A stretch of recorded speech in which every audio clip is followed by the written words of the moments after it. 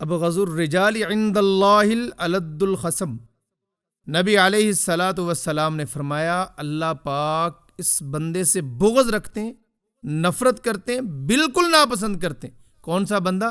جو جھگڑالو ہے، جو لڑائی کا عادی ہے، اللہ پاک اس سے بغض رکھتے ہیں۔ چاہے جائے کہ وہ نمازی بھی ہو، وہ عبادات والا ہو، لیکن زبان کا گندا ہے، زبان کا بدتمیز ہے، بات بات پہ گالی دیتا ہے، ہر بات پہ لڑ پڑتا ہے، اس کو کسی کی قدر قیمت نہیں معلوم، تو اللہ کے نبی علیہ الصلاۃ والسلام کیا فرما رہے ہیں؟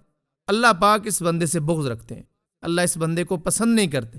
دیکھو، ہمیں مان ہے اس بات کا کہ میں تو نمازی ہوں، میری جنت کے لیے نماز کافی، بے شک کہ نماز بہت بڑی عبادت، میری جنت کے لیے میری تسبیح کافی ہے، بے شک کہ تسبیح پڑھنا بھی بہت بڑی عبادت ہے، لیکن نبی علیہ الصلاۃ والسلام کے ارشادات نہایت قابل غور ہیں، نہایت ضرورت ہے ہم ان پہ توجہ دیں۔ اپنی تسبیح کے گھمنڈ میں نہ رہیں۔ عبادت فطرت میں تکبر پیدا کرتی، تعلیم تکبر پیدا کرتی ہے۔ جب تک کہ آدمی کو اپنی اصلاح کی فکر نہ ہو، اس کے گھمنڈ میں آ کے انسان گمراہ ہو جاتا۔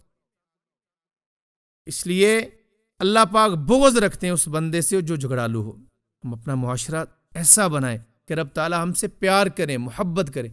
جب جھگڑے کی وجہ سے بغض رکھتے ہیں نا، تو محبت کرنے کی وجہ سے رب تعالیٰ محبوب بھی بنا لیتے ہیں، رب تعالیٰ پیار بھی کرتے ہیں۔ حدیث پاک میں آتا ہے، آپس کا جھگڑا دین کو ایسے مونڈ دیتا ہے جیسے اس طرح بالوں کو صاف کر دیتا۔ ہم کیا سوچ رہے ہوتے ہیں؟ میں دیندار ہوں، میں نمازی ہوں، میں تہجد والا ہوں، میں تسبیح والا ہوں، میں نے اتنے حج کیے، میں نے اتنے عمرے کیے، میں اتنے صدقات کرتا ہوں، میں اتنی خیرات کرتا ہوں، اتنی دیگیں پکاتا ہوں میں۔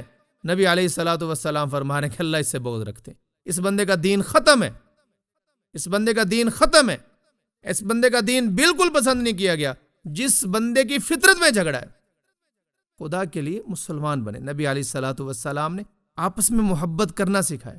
حضور کی اپنی سنت یہ ہے، سنت مبارکہ یہ کہ حضور کبھی، امی عائشہ رضی اللہ عنہا فرماتی ہیں کہ نبی پاک صلی اللہ علیہ وسلم نے اپنی پوری زندگی میں کبھی ایک مرتبہ بھی کسی سے جھگڑا نہیں کیا۔ یہ میرے نبی کی سنت۔ اللہ ہماری اصلاح فرما دے۔